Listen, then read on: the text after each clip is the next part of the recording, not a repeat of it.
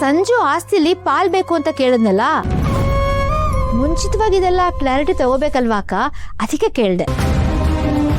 ಸುಮತಿ, ಈ ಮಾತೆಲ್ಲ ಈಗ ಬೇಕಾ? ಕೆಲವರು ಮನೆಗೆ ಕಾಲಿಟ್ಗಳಿಗೆ ಹಿಂಗೆಲ್ಲ ಇರುತ್ತೆ. ಮನೆ 2 ಭಾಗ ಆಗ್ತಾ ಇದೆ. ನಿಧಿ ಖುಷಿಯಾಗಿ ಪಾಪ ಏನೋ ಮಾಡ್ತಿದ್ದಾಳೆ, ಬೇರೆ ಮಾತೆಲ್ಲ ಬೇಕಾಗಿಲ್ಲ ಸುಮತಿ. ಸಂಜು ವಿಷಯ ನಮ್ಗೆ ಯಾರಿಗೂ ಹೊಸದಲ್ಲ ಸುಮತಿ. ಈಗ ಅವನು ಕೋಪದಲ್ಲಿದ್ದಾನೆ, ಅದಕ್ಕೆ ಹೀಗೆಲ್ಲ ಮಾತಾಡ್ತಿದ್ದಾನೆ. ಕೋಪ ತಣ್ಣಗಾದ್ಮೇಲೆ ಅವನೇ ಸರಿ ಆಗ್ತಾನೆ. ಆದ್ರೂ ನಿಧಿ, ನೀನು ಆರಾಮಾಗಿ ಕೇಕ್ ಮಾಡೋದು ನೋಡ್ತಾ ಇದ್ರೆ ಆಗಿರೋ ಘಟನೆಯಿಂದ ನಿನ್ನ ಮುಖದಲ್ಲಿ ನಯಾ ಪೈಸೆ ಟೆನ್ಷನ್ ಆಗಿರೋ ತರನೇ ಕಾಣಿಸ್ತಾ ಇಲ್ಲ. ಚಿಕ್ಕತ್ತೆ, ನಾನು ತುಂಬಾ ಸ್ಟ್ರೆಸ್ ಅಲ್ಲಿ ಇದೀನಿ. ಇಫ್ ಯು ಡೋಂಟ್ ಮೈಂಡ್ ಆಮೇಲೆ ಮಾತಾಡೋಣವಾ? ಬಿಡಮ್ಮ, ನೀನ್ ಕೆಲಸ ಮಾಡೋಳು, ಸ್ಟ್ರೆಸ್ ಆಗತ್ತೆ.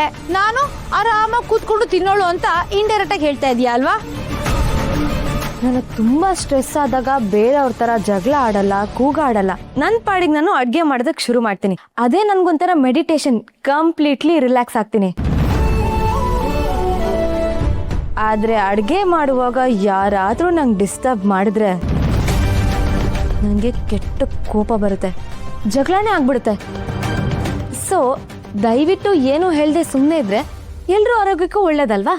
ಏನೇನಿದಿ, ನನ್ನ ಇಲ್ಲಿಂದ ಆಚೆ ಹೋಗು ಅಂತ ಹೇಳ್ತಾ ಇದೀಯಾ? ಅಯ್ಯೋಯ್ಯೋ, ನಾನೆಲ್ಲ ಹಾಗೆ ಹೇಳ್ದೆ. ನನ್ನ ಮೈಂಡ್ ಹೇಗೆ ವರ್ಕ್ ಆಗುತ್ತೆ ಅಂತ ಎಚ್ಚರಿಕೆ ಕೊಟ್ಟೆ ಅಷ್ಟೇ. ಆಮೇಲೆ ನಿಧಿ ಗರಂ ಆದ್ಲು ಅಂತ ಯಾರು ಕಂಪ್ಲೇಂಟ್ ಮಾಡಬಾರ್ದು ನೋಡಿ. ಸುಮ್ಮನೆ ಈ ಗಲಾಟೆ ಜಗಳ ಎಲ್ಲ ಯಾಕೆ ಅಂತ ಗಾಂಧೀಜಿಯವರ ಅಹಿಂಸಾ ತತ್ವನ ಫಾಲೋ ಮಾಡ್ತಿದ್ದೀನಿ. ಅರ್ಥ ಮಾಡ್ಕೊಂಡ್ರೆ ನಿಮಗೆ ಒಳ್ಳೇದು. ಅತಿ ಮಾಡ್ತಾ ಇದೀಯಾ, ನನಗೆಲ್ಲ ಗೊತ್ತಾಗತ್ತ ಕಣೆ. ಗುಡ್, ಗೊತ್ತಾಯ್ತಲ್ವಾ? ಕೇಕ್ ರೆಡಿ ಆದ್ಮೇಲೆ ಹೇಳ್ತೀನಿ, ಬಂದ್ ತಿನ್ನಿ. ಯಾವಳಗ್ ಬೇಕು ಈ ಲೋಕಲ್ ಕೇಕು? ಅಮ್ಮ, ನಾವು ಕಂಟಿನ್ಯೂ ಮಾಡೋಣವಾ? ಪುಟ್ಟ, ಸುಮತಿ ಆಡಿದ ಮಾತುಗಳನ್ನ ಮನ್ಸ್ಗೆ ಹಾಕೊಳಕ್ ಹೋಗ್ಬೇಡ. ಅಮ್ಮ, ಇಂಥದ್ದೆಲ್ಲ ನಂಗೆ ಅಭ್ಯಾಸ ಆಗೋಗಿದೆ. ಇಂಥ ನೆಗೆಟಿವ್ ಮಾತನ್ನ ರಿಸೀವ್ ಮಾಡೋ ನರನ್ನೇ ಕಟ್ ಮಾಡಿ ಡಸ್ಟ್ಬಿನ್ಗೆ ಹಾಕ್ಬಿಟ್ಟಿದ್ದೀನಿ.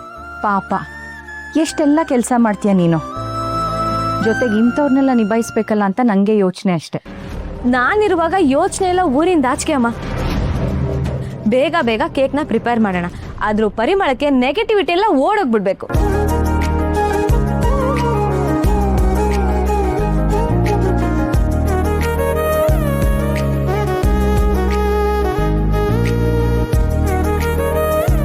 ಅಮ್ಮ, ಈ ಫ್ಲೇವರ್ ಹೇಗಿದೆ ನೋಡಿ.